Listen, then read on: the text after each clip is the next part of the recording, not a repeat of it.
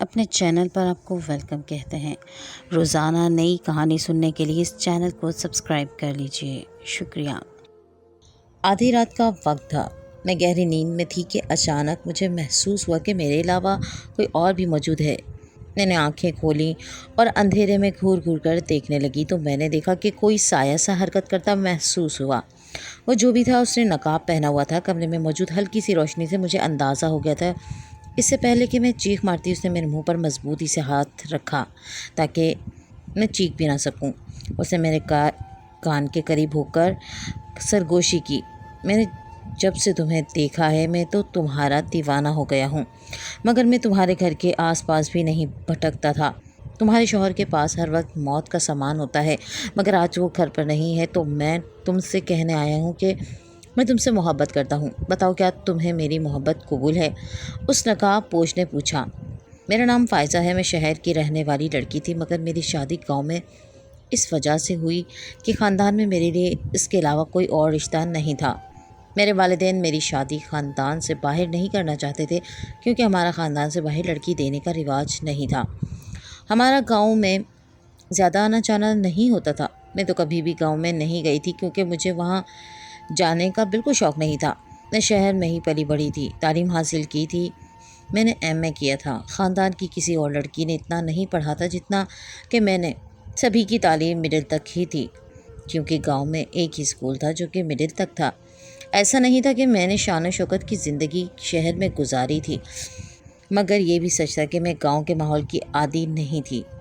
ہوا یوں کہ ایک دن گاؤں سے پھوپھا منیر کا بیٹا ہادی ہمارے گھر آیا۔ وہ کسی کام کے سلسلے میں شہر آیا تھا تو اس کی ملاقات میرے والد سے ہو گئی۔ پھوپھا منیر ابا کے کزن کے شوہر تھے۔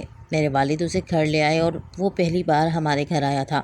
کافی دیر تک بات کرنے کے بعد میرے والد کو احساس ہوا کہ وہ بہت اچھا لڑکا ہے، گاؤں میں اپنی زمینیں سنبھالتا ہے اور اس کی عادت بہت اچھی اور سلجھی ہوئی تھی۔ اس سے مل کر میرے والد نے میرے رشتے کی بات پھوپھا منیر سے کی۔ پھوپھا تو بہت خوش ہو گئے مگر ہادی پریشان ہو گیا کیونکہ ہادی گاؤں میں رہتا تھا، وہ شہر کی لڑکی سے شادی کرنے کے حق میں نہیں تھا اور ابا کا یوں اچانک پھوپھا سے بات کرنا کچھ عجیب ہی تھا۔ انہوں نے صاف صاف کہہ دیا کہ وہ میرا رشتہ ہادی کے ساتھ کرنا چاہتے ہیں اور پھر ہادی سے بھی کہا کہ وہ سوچ سمجھ کے جواب دیں۔ ہادی نے گاؤں جا کر اپنی والدہ سے بات کی تو وہ بھی راضی ہو گئی، مگر میں نے خوب ہنگامہ کیا اور کہا کہ میں ایم اے پاس ہوں اور ہادی نے بس ایف اے کیا ہے۔ گاؤں کے لوگ جاہل گنوار ہوتے ہیں، میں ان کے ساتھ کیسے رہوں گی؟ میری امی نے کہا اس سے کوئی فرق نہیں پڑتا، وہ اچھا لڑکا ہے، اس کی بہت ساری زمینیں ہیں، خاندان میں یہی مناسب رشتہ ہے۔ شادی کے بعد ہم ہادی سے کہیں گے کہ تمہیں شہر میں رکھے اور کوشش کر کے ہادی کی شہر میں نوکری لگوا دیں گے۔ میری ماں نے مجھے چپ کروا دیا۔ اس طرح میری شادی ہو گئی، میں آ کر گاؤں آ گئی۔ دلہن کے روپ میں بیٹھی ہادی کا انتظار کر رہی تھی۔ مجھے بہت خوف آ رہا تھا۔ میرے ذہن میں ایک جاہل گنوار اور بدصورت گاؤں والے کا تصور تھا۔ کافی گھنٹوں کے بعد جب وہ نظر آیا تو میں نے چور نظروں سے اس کی طرف دیکھا اور پھر اس کو دیکھ کر تسلی ہوئی۔ وہ بہت خوبصورت اور نوجوان تھا، یوں کہنا مناسب ہوگا کہ وہ مردانہ وجاہت کا شاہکار تھا۔ میرے دل کو سکون ملا کہ کم از کم شکل تو اچھی ہے۔ ہادی مجھ سے کوئی بات کیے بنا ہی چلا گیا تو مجھے حیرت ہوئی۔ میں فائزہ جس کی خوبصورتی کے چرچے دور دور تک تھے، اس کے شوہر نے اس پر ایک نظر ڈالنا گوارا نہیں کیا۔ میں بہت پریشان ہوئی کیونکہ مجھے میرا شوہر پہلی نظر میں ہی پسند آ گیا تھا، مگر مجھے اس کا رویہ دکھ دے رہا تھا۔ 2 دن گزر گئے تھے مگر اس نے میری طرف دیکھا بھی نہیں تھا اور بات بھی نہیں کی تھی۔ تیسرے دن میں نے ہمت کر کے پوچھ ہی لیا، ہادی کیا آپ مجھ سے ناراض ہیں یا مجھ سے کوئی غلطی ہو گئی ہے؟ میرے پوچھنے پر اس نے کہا نہیں جی، آپ تو پڑھے لکھے شہر کے لوگ ہیں، آپ سے کیا غلطی ہو سکتی ہے بھلا؟ غلطی تو ہم سے ہو گئی، ہم جاہل گنوار گاؤں والے ہیں، ہادی نے کہا اور باہر چلا گیا۔ میں حیران ہو گئی کیونکہ یہ میرے الفاظ تھے۔ میں نے یہ الفاظ شادی سے پہلے ان لوگوں کے خلاف کہے تھے، یعنی کہ یہ باتیں مجھ سے پہلے ہی میرے شوہر تک پہنچا دی گئی تھیں، جس کی وجہ سے ان کا دل پہلے ہی مجھ سے اٹھ گیا تھا۔ مجھ سے ہادی کی بے رخی برداشت نہیں ہوتی تھی۔ میری اداسی دیکھ کر میری چھوٹی نند جو کہ 19 سال کی تھی، اس نے مجھ سے پوچھا کیا بات ہے بھابھی، جب سے شادی کر کے آپ یہاں آئی ہیں آپ اداس ہیں اور بھائی بھی ناراض سے لگتے ہیں۔ ثانیہ نے پوچھا تو میں سارا قصہ اس کی گوش گزار کر دیا تو وہ بولی ہاں بھابھی، گاؤں سے کچھ عورتیں آپ کے یہاں شہر رہنے گئی تھیں نہ شادی کے سلسلے میں، تو انہوں نے واپس آ کر یہ ساری باتیں بھائی کے سامنے کی اور ان کا مذاق بھی اڑایا کہ دلہن تو راضی نہیں ہے، کہتی ہے کہ سب جاہل گنوار ہیں، اس کے ہونے والے سسرالی، اصل میں گاؤں کے لوگ ہم سے حسد کرنے لگے ہیں۔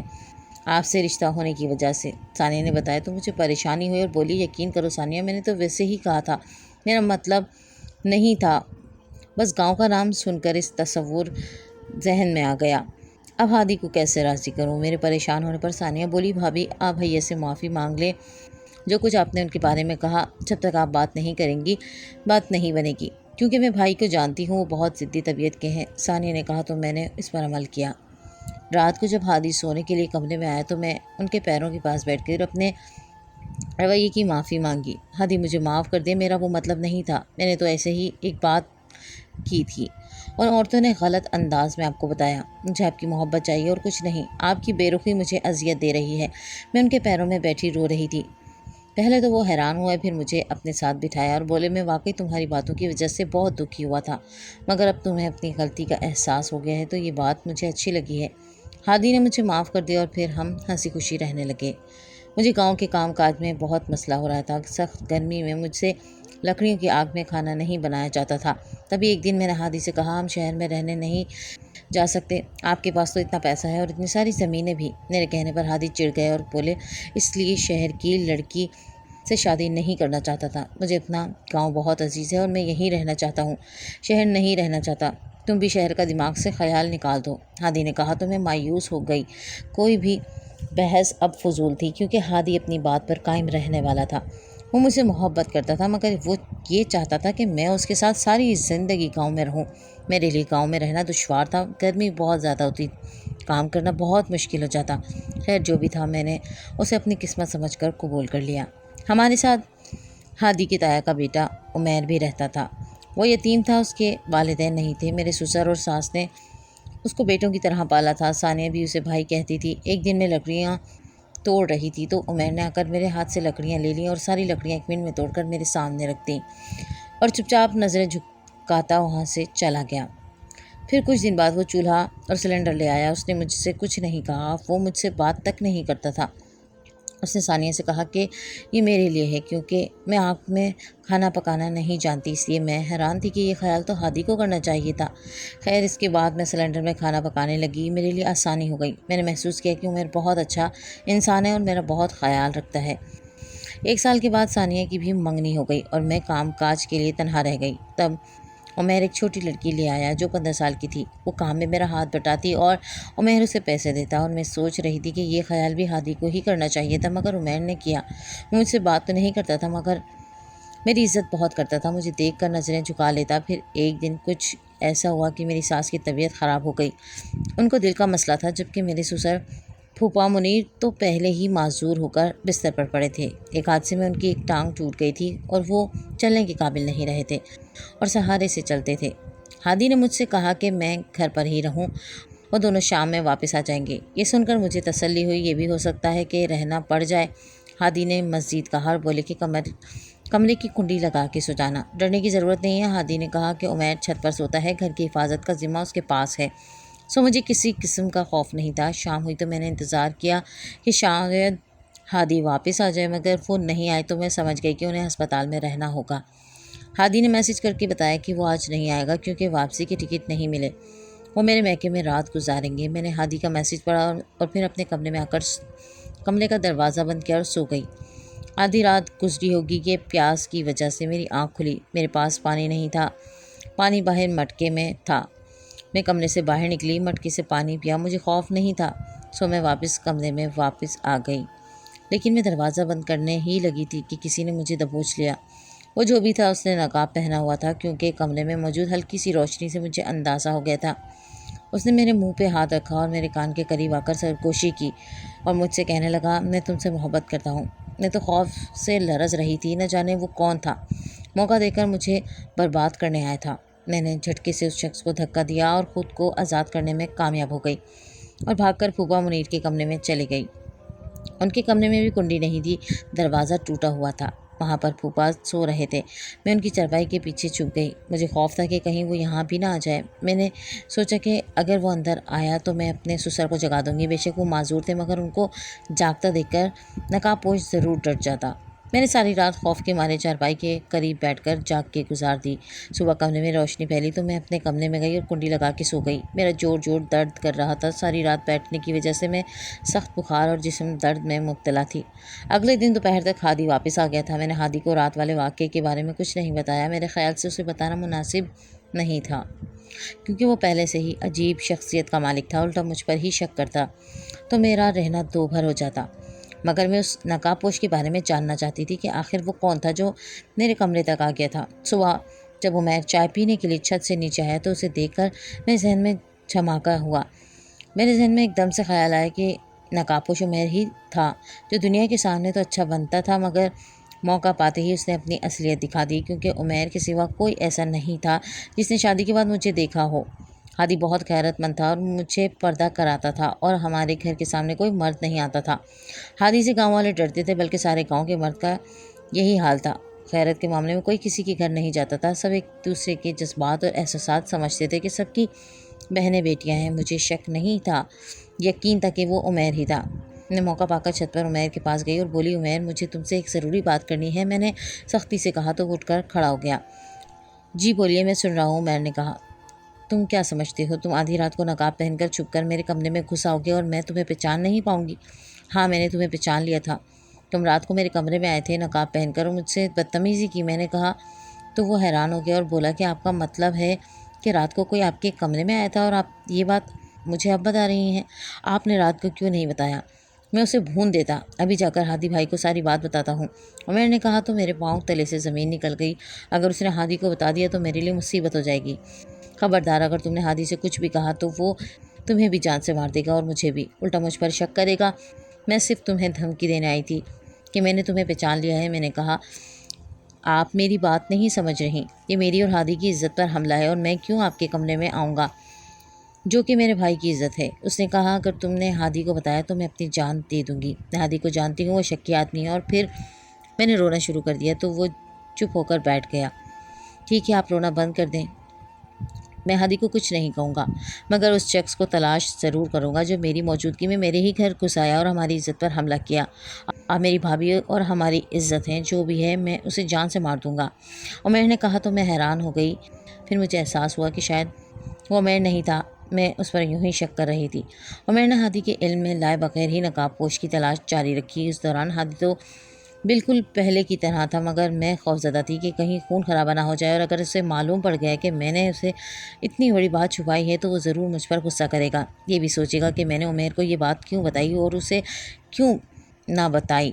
یہ سوچ کر روز بروز میری پریشانی میں اضافہ ہوتا گیا۔ مجھے ہادی کے غصے سے خوف آ رہا تھا۔ مجھے بس یہی ڈر تھا کہ کہیں عمیر ہادی کو یہ سب بتا نہ دے۔ ایک دن ہادی گھر آئے تو ان کے چہرے پر عجیب سے تاثرات لگ رہے تھے۔ لگ رہا تھا کہ وہ بہت بے چین ہیں۔ میں ان کی اس بے چینی کو سمجھ نہیں پائی تھی۔ تبھی وہ ایک دم میرے پاس آ کر عجیب سے لہجے میں بولے، فائزہ تم مجھ سے محبت کرتی ہو؟ ان کے سوال پر میں بوکھلا گئی اور بولی کہ جی ہاں، میں کرتی ہوں آپ سے محبت، اس میں کوئی شک ہے؟ کتنی محبت کرتی ہے؟ انہوں نے میری بات کا جواب دیے بنا اور سوال پوچھا۔ اتنی کہ آپ کے لیے جان بھی دے دوں، میں نے پرخلوص انداز میں کہا تو وہ مجھے کرسی پر بٹھا کر خود سامنے بیٹھ گئے اور بولے، اچھا اگر مجھ سے محبت کرتی ہے تو میں تمہاری محبت کا امتحان لینا چاہتا ہوں۔ کیسا امتحان؟ میں ان کی بات سن کر ڈر گئی تھی۔ تبھی انہوں نے بنا کچھ کہے اپنے پاس سے ایک تھیلی اٹھائی اور اس میں سے ایک خالی سرنج نکالی۔ اس سرنج کے ساتھ ہی ایک شیشی رکھی ہوئی تھی۔ شیشی میں گلابی رنگ کا کوئی محلول تھا۔ ہادی مسکرانے لگے اور میری طرف دیکھ کر بولے، اگر تم مجھ سے اتنی ہی محبت کرتی ہو تو میں تمہیں یہ ٹیکا لگاؤں گا۔ اس ٹیکے سے تمہارا پیٹ پھولنا شروع ہو جائے گا، تمہارے جسم میں پانی بھر جائے گا اور پھر تم مر جاؤ گی۔ بولو کیا تم ایسا کرنے کو تیار ہو؟ انہوں نے ایسا کہا تو میں جیسے جان ہی نکل گئی۔ کیا کوئی شخص اتنا بھی دیوانہ ہو سکتا ہے؟ میں تو سوچ بھی نہیں سکتی تھی، مگر کیا کرتی، ان سے اتنی محبت کرتی تھی کہ آنکھوں میں آنسو آ گئے۔ سوچا بھی نہیں تھا کہ کبھی اپنی محبت کو یوں ثابت کرنا پڑے گا، اور پھر اپنی آنکھیں بند کر دیں اور اپنا بازو ان کے سامنے کر دیا۔ تبھی انہوں نے بڑی احتیاط سے وہ ٹیکا میرے جسم میں اتار دیا۔ مجھے ایسا لگا موت لمحہ بلمحہ میرے قریب آ رہی تھی۔ تبھی ایک دم میری آنکھوں میں غنودگی چھا گئی اور میں بے ہوش ہو کر گر گئی۔ جب میری آنکھ کھلی تو وہ میرے سامنے بیٹھے مسکرا رہے تھے۔ ارے میں تو تمہارا امتحان لے رہا تھا، دیکھ رہا تھا کہ تم مجھ سے کتنی محبت کرتی ہو۔ میرے شوہر کے ایسا کہنے پر میں حیران ہو کے انہیں دیکھنے لگی۔ خدا کا شکر ہے میں نے ٹیکا لگوا لیا، ورنہ مجھ پر ایک نئی مصیبت آ جاتی۔ خیر اس دن کے بعد سے ان کا رویہ بے حد اچھا ہو گیا۔ اس بات کو مہینے گزر گئے، ہم لوگ بہت اچھے طریقے سے رہنے لگے، اور پھر ایک دن عمیر کو شہر سے نوکری کے لیے کال آ گئی۔ اس نے انٹرویو دے رکھا تھا، تبھی اسے شہر جانا پڑا۔ اپنے انٹرویو سے فارغ ہو کر وہ میرے میکے گیا، کیونکہ میری امی نے اسے دعوت پہ بلایا تھا۔ وہ رات بھی وہیں رہا۔ باتوں باتوں میں میرے ابو نے بتایا جس دن میری ساس اور ہادی شہر آئے تھے، اس رات ہادی اپنے کسی دوست کو دیکھنے کے لیے ہسپتال گیا تھا اور ساری رات وہیں رہا اور پھر صبح واپس آیا۔ یہ سن کر عمیر حیران رہ گیا، کیونکہ وہ جانتا تھا کہ شہر میں اس کا کوئی دوست نہیں ہے، وہ گاؤں کا لڑکا ہے اور اس کے سارے دوست گاؤں میں ہی تھے۔ عمیر بہت سمجھدار انسان تھا، تھوڑی بہت سوچ بچار کے بعد وہ جلد ہی سمجھ گیا کہ اس رات میرے کمرے میں آنے والا کوئی اور نہیں، میرا اپنا شوہر ہادی تھا۔ عمیر اس کی ذہنیت اور شخصیت سے اچھی طریقے سے واقف تھا۔ وہ اس کے بچپن کا دوست تھا، انہوں نے ساری زندگی ساتھ ہی گزاری تھی۔ یوں کہنا غلط نہیں ہوگا کہ عمیر ہادی کی نس نس سے واقف تھا۔ ہادی شاید مجھے آزمانے کی غرض سے آیا تھا۔ عمیر واپس آ گیا تھا، میں چھت پر تھی، میں نے دیکھا کہ ہادی چھت پر آ رہا ہے اور عمیر بھی اس کے ساتھ تھا۔